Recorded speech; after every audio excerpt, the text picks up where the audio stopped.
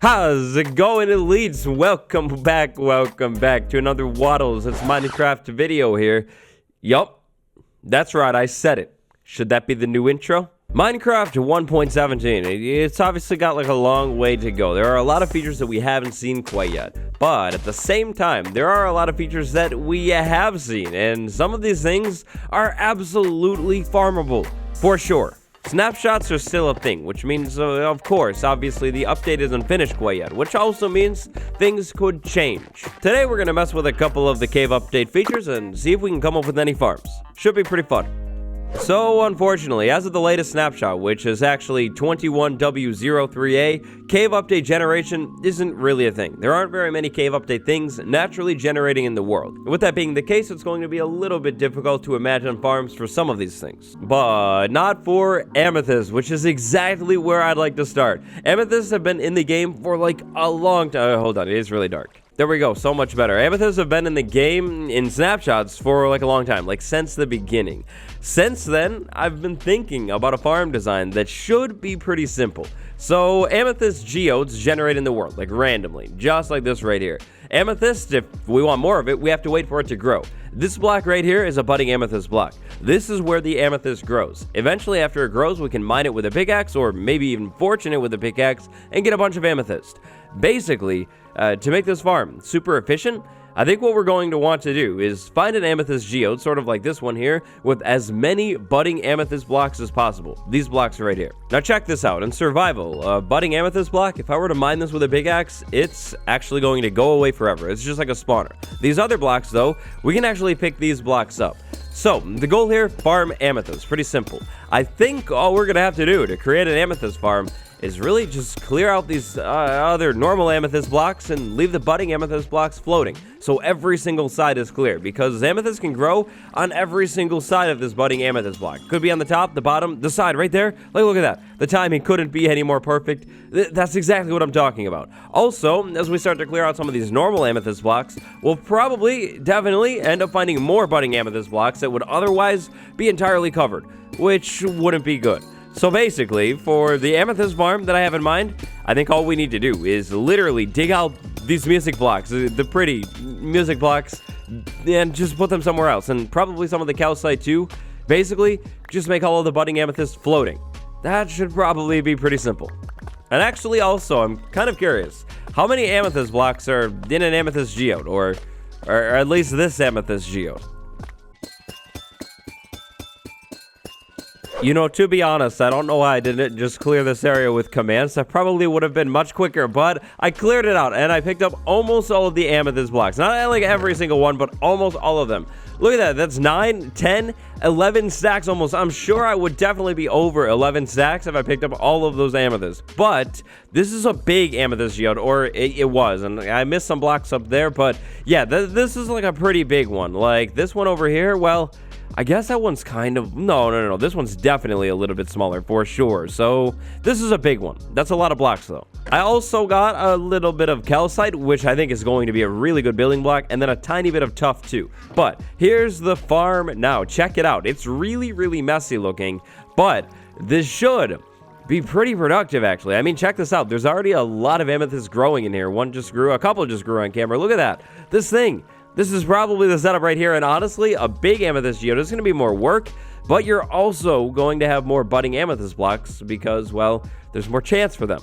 The best way to use this would probably this right here. Pickaxe, fortune 3, doesn't have to be netherite, and then scaffolding. I feel like scaffolding is definitely the move here. Place it maybe like down in the center, and you figure out like a permanent way that you could leave the scaffolding in, like walking over this way. Of course, you're not going to want to go like right next to the blocks, but scaffolding around this area so you can reach everything, probably going up to stuff like that. And then whenever the amethyst grows up all the way, fortune 3, mine it, and then it falls into shards on the ground right there. 8 shards from one. That's insane. Like, look at this. With this setup right here, we could get so many amethysts so quickly. 12 already. There's another one fully grown. Of course, you're only going to want to harvest the fully grown ones if you're looking for these crystals. Or, if you wanted to, you could come in here with Silk Touch and pick all of these other ones up for decoration. But Amethyst Farm, I think it will probably, if things don't change, end up looking something like this right here. Messy, but definitely effective. All right, so a bunch of you guys keep sending me this one. Right now, this is a bug in 21W03. This will probably be patched soon, but check this out. Lava bucket right there, glow lichen right there, and then water right there, and then other. That's a life hack, for sure. But what about this? The next farm that we're going to mess with involves dripstone. But how does this work in the nether? Is that going to drip water, or is that just going to exist? Oh, no, it just drips lava by default in the nether. Oh, that's crazy. That makes this farm even easier.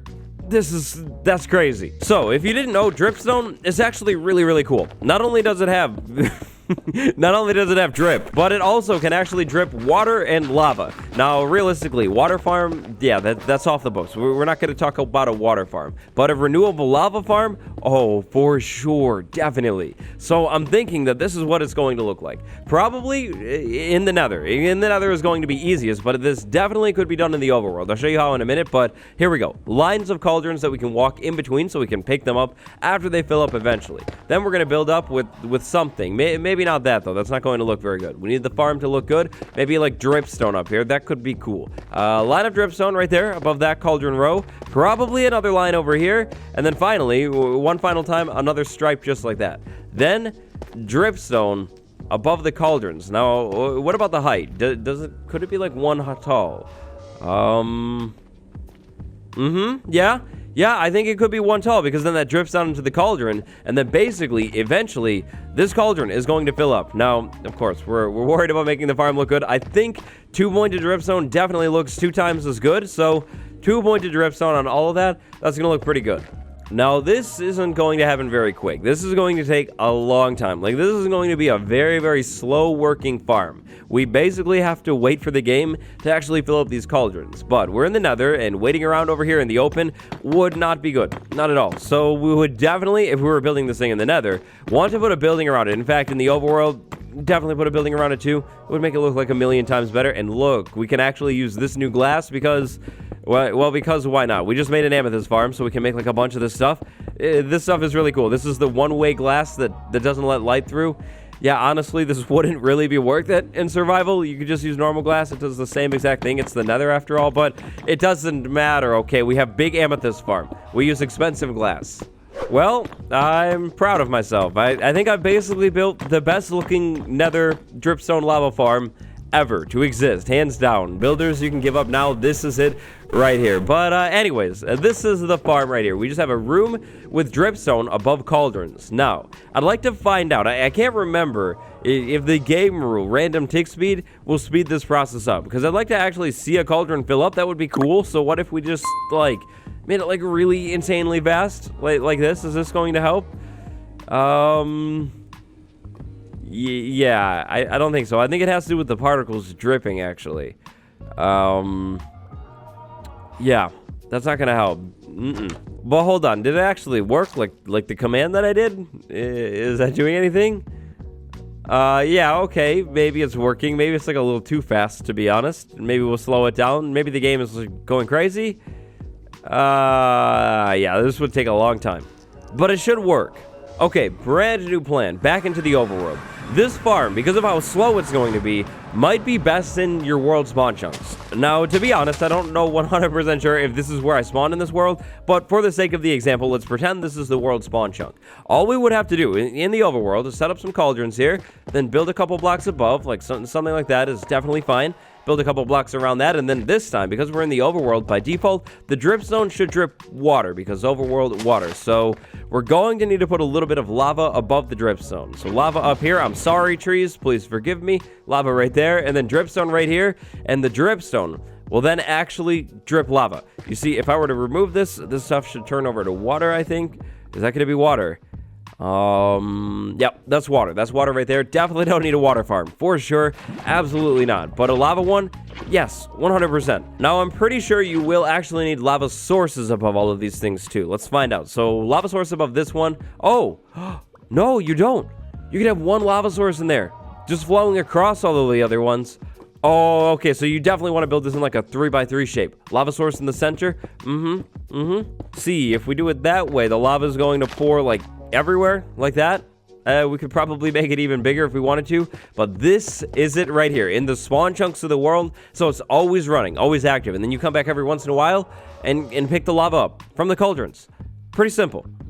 Hands down, axolotls are one of the best things to be added to Minecraft in a while. Look at these things. They're, like, amazing. They could also probably be used to power some sort of water farm. So, here's how we do this. Tropical fish in the hand, so that stays focused on me. And then I think what we want to do is put a lead on the axolotl. We'll do this in survival mode. Then, I think all we really need to do is swim out into the ocean with the axolotl, and we basically have an well, not really AFKable, but an automatic ocean farm. So if we swim over to the squid, again, with the axolotl on the lead, will you lock on, even though I have a fish? No. You're going to swim around me. Oh, and I'm definitely going to want, like, a water helmet. For sure. Definitely. Yeah, don't forget about that. Okay, let's try this again. Here's the water helmet. I have Respiration 3 and Aqua Affinity on it. Now I can stay under the water basically as long as I want. Where's the axolotl? Yeah, okay, it's right there. So with the fish, it just swims, laps around me. Pretty crazy. How about we move the fish? Will you lock on to the squid? Take the squid out while you're on the lead? Why are you rocketing around like that? Wait, that's like crazy. Oh, no?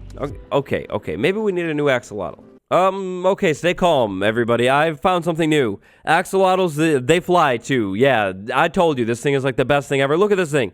It's just on the lead. Just flying with me. Yeah, we 100% need to watch out for these things. Okay, new axolotl time. Here we go. We have the axolotl on the lead. Hopefully it doesn't just do this all the time. I was thinking that we could move around the ocean with the axolotl and basically have this thing take things out for us. Maybe. But if it's going to swim around me like that, I don't think that's going to work. Definitely not. Yeah, that's not going to work. Okay, so new plan. If the axolotl does indeed continue to swim laps around you when it's on a lead in like hyperspeed, that's not going to work. Instead, this is what I think we could do. So we bring an axolotl over to wherever we need to be, like maybe this ocean, hold the fish in the offhand so it follows me, then we can swim over to our target. Like maybe the target is that squid right there. So we go to the squid, we put the fish away. Oh, or can we even just hold the fish and it just attacks the squid for a little while? Oh, that's awesome. That's awesome. I think that works. Maybe. Will you refocus on me? Hello. You came with me. No? Okay, it kind of works. Maybe. Kind of. I mean, the axolotl is taking things out now, which is cool. But even if I get up close to it, it seems to get distracted with other things. Hey, look. Fish for you? Yeah. Come this way, out into the open where the glow squid are. Take the glow squid out, boy. Look, you just keep holding the fish and the axolotl just swims with you. I mean, you need to stop and be patient. So honestly, it might be easier to just take the things out on your own. Yeah, for sure. But it does work. So this method, it does technically work, but it's probably not very efficient. Instead, it would be way more efficient to build a squid farm somewhere and just put an axolotl inside of the squid farm and let the axolotls take out all of the squid. That would definitely be a whole lot better. A moving axolotl, like following you while exploring, that's going to basically be a nightmare. The worst thing ever. As of right now, axolotls actually don't spawn anywhere, so it might be a little bit tricky relocating them to a farm, but it definitely should work. An axolotl-powered squid farm, or even better, axolotl-powered glow squid farm, as long as it isn't moving, definitely achievable. But I think that's going to do it for today's video. Messing with farms and trying to design them is one of my favorite things ever. It's seriously, like, so fun and so rewarding once it actually works out. Making this video was actually really fun. And if you guys liked it, definitely smash that like button. At least if we pass like 7,000 likes, I'll make a part 2 with more Minecraft 1.17 farms or even just other farms in general, because seriously, it was so fun. I love this kind of thing. Subscribe, road to 1000K. Big shout out to my patrons, Piglin Person and Bill Geek. Thank you so much for the support. I'll see you next time. Goodbye.